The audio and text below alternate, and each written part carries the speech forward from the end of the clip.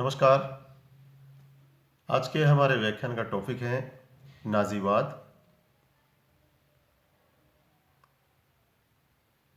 प्रथम विश्व युद्ध के पश्चात लोगों के असंतोष की परिणति के सटीक उदाहरण इटली और जर्मनी थे, जिसे सर्वसत्तावादियों ने चिंगारी दी थी।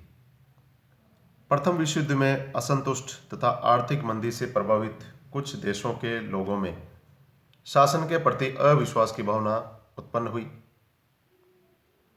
अतः इस समय में ऐसे सरकारों की स्थापना हुई जो मानवीय गतिविधियों का पूर्ण नियंत्रण अपने हाथ में रखने का यत्न कर रही थी। इस प्रकार की सरकार या शासन को समग्रवादी या सर्वसत्तावादी कहा जाता है। सभी सर्वसत्तावादी सरकारों में कुछ समानताएं हैं।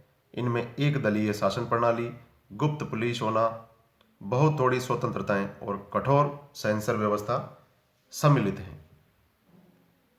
इस तरह की शासन व्यवस्था में व्यक्ति के अधिकारों और हितों को पूर्णतः सरकार की एक व्यापक योजना के अधीन कर दिया जाता है और लोगों से आशा की जाती है कि वे बिना विरोध किए अधिनायक और उसके सहायकों की आज्ञाओं का पूरी तरह से पालन करें। यह प्रणाली एक सच्ची लोकतंत्रीय सरकार से बिल्कुल विपरीत है, जो निष्ठा की तो आशा करती हैं किंतु अपने नागरिकों में अनेक मतों को और प्रश्नात्मक मनोवृत्ति को प्रोत्साहन नहीं देती है। इसी की परिणति के रूप में जर्मनी में नाजीवाद और इटली में फांसीवाद का उदय हुआ। नेशनल सोशलिस्ट पार्टी के अध्यक्ष एडोल्फ हिटलर का जन्म 20 अप्रैल 1889 ईस्वी को ऑस्ट्रिया के एक छोटे शहर ब्रानो में एक निम्न मध्यम वर्गीय परिवार में हुआ था।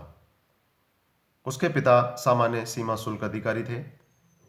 उसके माता पिता चाहते थे कि वह असैनिक सेवा में प्रवेश करे, अर्थात वह उसे सेना में नहीं भेजना चाहते थे। परंतु 1908 ईस्वी में वह वियना में वास्तुकला का अध्ययन करने चला गया तथा प्रवेशिका परीक्षा उत्तीर्ण होने में असमर्थ रहने के कारण वह मानचित्रकार तथा अलंकृत करने वाला बन गया। जब कभी भी उसकी नौकरी छूट जाती थी तब वह इसके लिए एक समाजवादियों को दोष देता था। फिर भी प्रथम विश्व युद्ध के समय वह साधारण सैनिक के रूप में जर्मनी की सेना में भर्ती हो गया। कुछ समय तक उसने फौज में कारपोरल अथवा हवलदार के पद पर कार्य किया और इसी पद पर रहते हुए उसने बड़ी बहादुरी और कर्तव्य परायणता से काम किया, जिसके फलस्वरूप 1918 ईस्वी में उसे वीरता के लिए प्रथम श्रेणी का आयरन क्रॉस जो पुरस्कार है फर्स्ट क्लास, वह उसे प्रदान किया गया।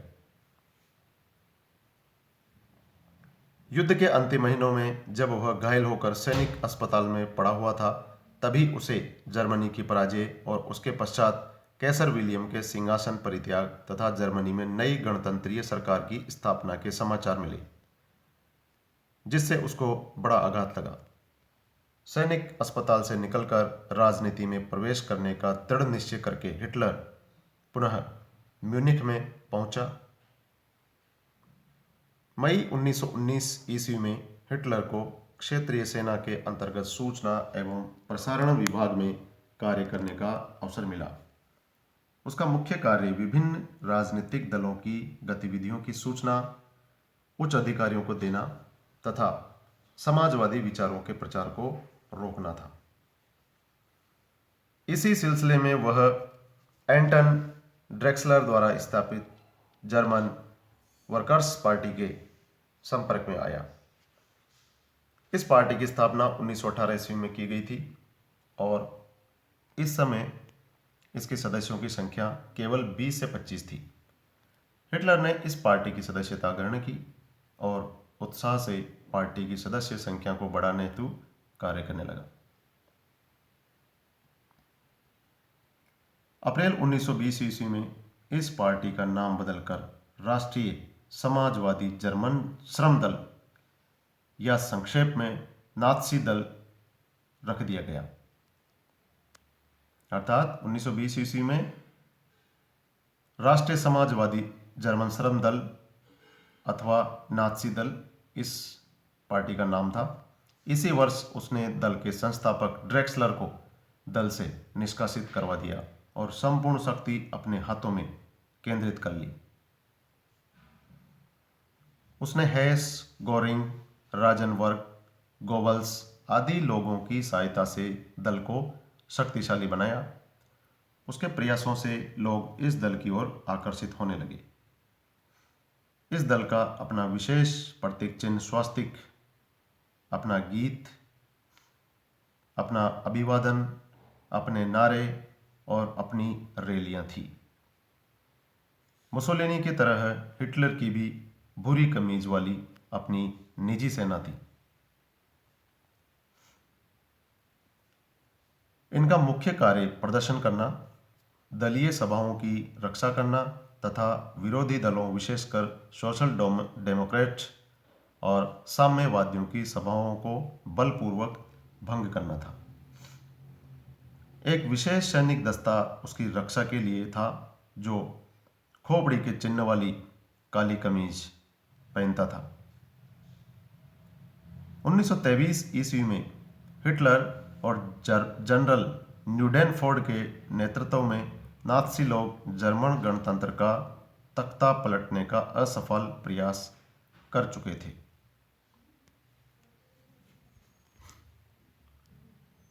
हिटलर को इस प्रयत्न के कारण जेल भी जाना पड़ा। उसने कारावास की अवधि का उपयोग मीन कैंप नामक पुस्तक लिखने में किया। हिटलर के अधिनायक बनने के बाद इस पुस्तक को पढ़ना प्रत्येक नागरिक के लिए आवश्यक हो गया। मीन कैंप वस्तुतः नात्सी जर्मनी का निर्माण करने के लिए और संसार पर प्रभुत्व स्थापित करने के लिए हिटलर का एक कार्यक्रम था। 1923 ईस्वी में गणतंत्र का तख्ता पलटने के प्रयास में हिटलर को 5 वर्ष की सजा हुई थी।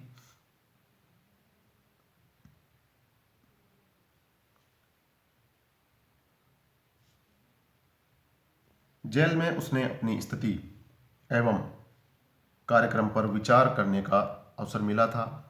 उसने अनुभव किया कि बलपूर्वक शासन पलटने का कार्यक्रम उचित नहीं था और भविष्य में अपनी सेना का गुप्त संगठन करते हुए कानूनी व्यवहार के पर्दे में अपने लक्ष्य को गुप्त रखते हुए संवैधानिक रीति से सत्ता प्राप्त करने का प्रयास किया जाना चाहिए।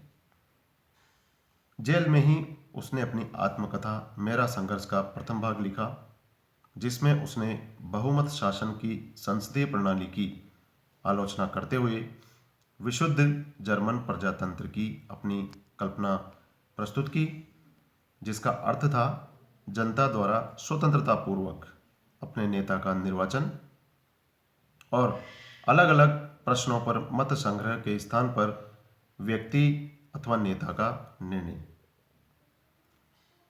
इस प्रकार के उसके विचार थे। इस पुस्तक में उसने नात्सी दल के जन्म एवं विकास का वर्णन किया और भावी कार्यक्रम का भी उसने इसमें चित्रण किया। उसमें निर्दिष्ट कार्यक्रम की बहुत कम बातें ऐसी थी जिन्हें उसने आगे चलकर कार्यान्वित नहीं किया हो।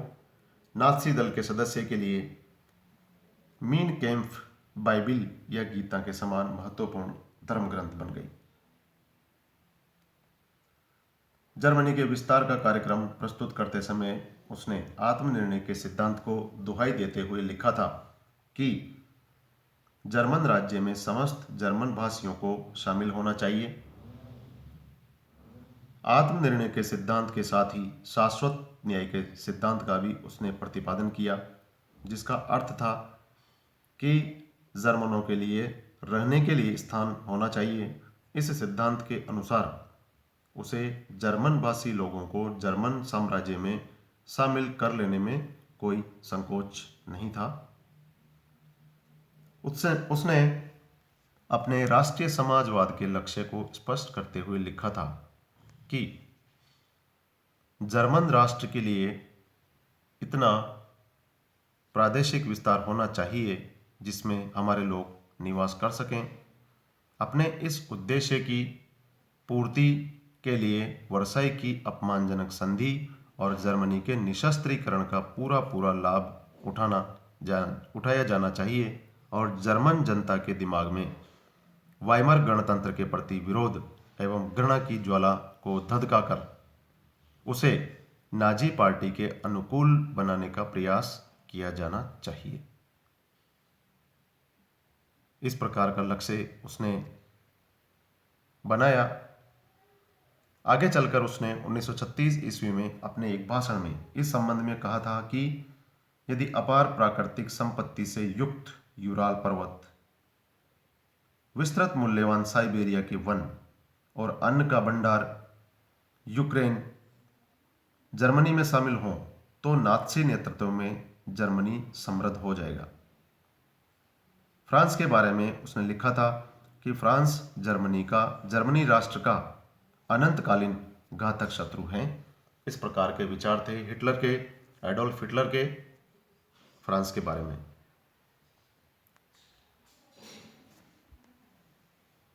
आगे हम बात करते हैं कि किस प्रकार से नाजी दल का पुनर्गठन हुआ तथा इसका विस्तार हुआ।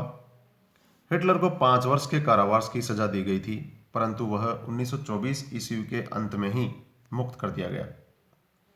उस समय नाजी दल की स्थिति अच्छी नहीं थी।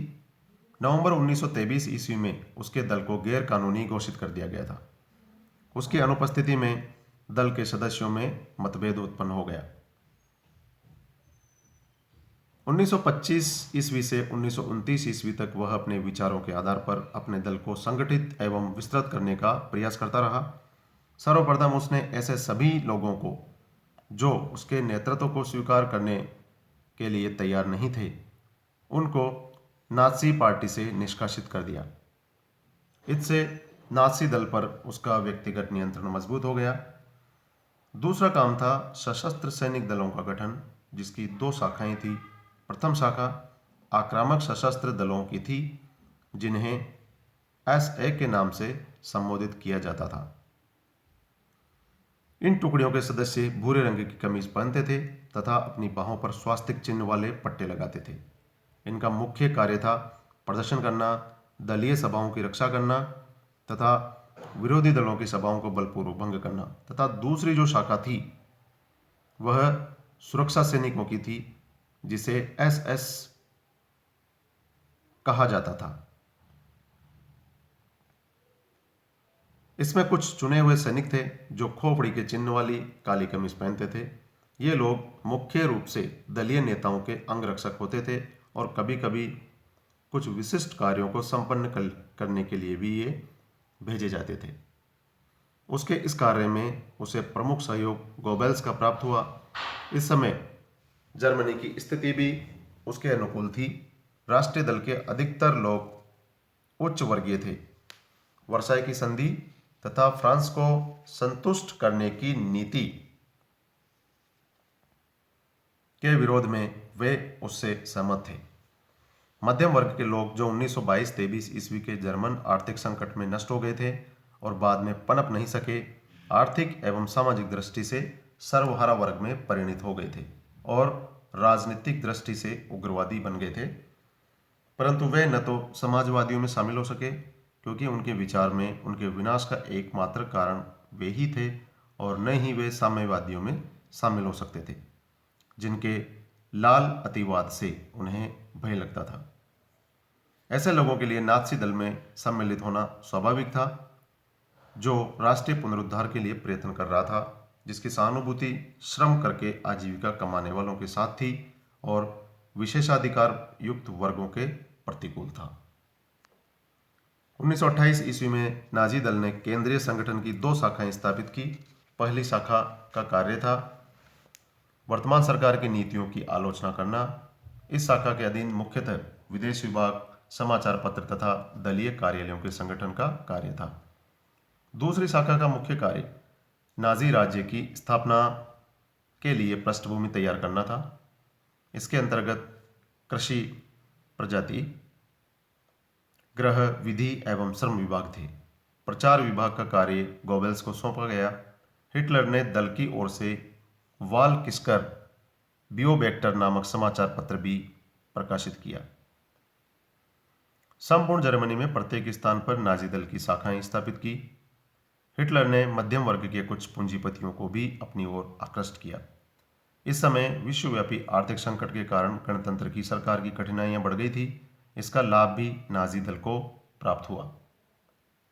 हिटलर ने जनता के समक्ष घोषणा की कि जर्मनी की समस्त कठिनाइयों का एकमात्र कारण गणतंत्रीय पद्धति है। उसने जनता को नाजी दल को समर्थन देने की अपील की और कहा कि वह जर्मनी के राष्ट्रीय सम्मान व समृद्धि की पुनर्स्थापना करेगा। मई 1928 ईस्वी के राइखस्टैग के निर्वाचन में नाजी दल के केवल 12 सदस्य निर्वाचित हो सके, किंतु उस समय भी हिटलर को अपने दल की सफलता का पूरा विश्वास था। हिटलर के प्रयासों से 1930 ईस्वी के राइखस्टैग के निर्वाचन में उसके सदस्यों की संख्या 12 से बढ़कर 107 हो गई। इस निर्वाचन में उसे लगभग 65 लाख अर्थात 20% मत उसे प्राप्त हुए। यह एक नए दल के लिए महत्वपूर्ण बात थी। मार्च 1932 ईस्वी में जर्मन राष्ट्रपति के लिए चुनाव हुए। इस पद के लिए 3 उम्मीदवार थे, मौजूदा राष्ट्रपति हिंडेनबर्ग, एडोल्फ हिटलर और साम्यवादी नेता आर्न्स्ट स्टालमन। हिंडेनबर्ग को 49.6%, हिटलर को 30.1% और अर्नस्ट को 13% मत उस समय प्राप्त हुए थे। यद्यपि इस चुनाव में हिटलर को सफलता प्राप्त नहीं हुई, किंतु उसने 30% मत प्राप्त किए। इससे उसकी लोकप्रियता बढ़ गई थी। इसी वर्ष संसद के चुनाव में 576 स्थानों में से 230 स्थान नाजी दल को प्राप्त हुए। बहुमत तो अभी भी प्राप्त नहीं हुआ था, किंतु अन्य दलों के मुकाबले उन्हें सबसे अधिक स्थान प्राप्त हुए थे। हिटलर ने कुछ ही समय में अपनी सर्वसत्तावादी सरकार स्थापित कर ली। तो इस प्रकार से नाजी दल के उत्कर्ष का हमने इस ई व्याख्यान में अध्ययन किया और किस प्रकार से एडोल्फ हिटलर के नेतृत्व में इस दल का उदय हुआ और उसने एक के बाद एक जो है सफलताएं प्राप्त करता गया।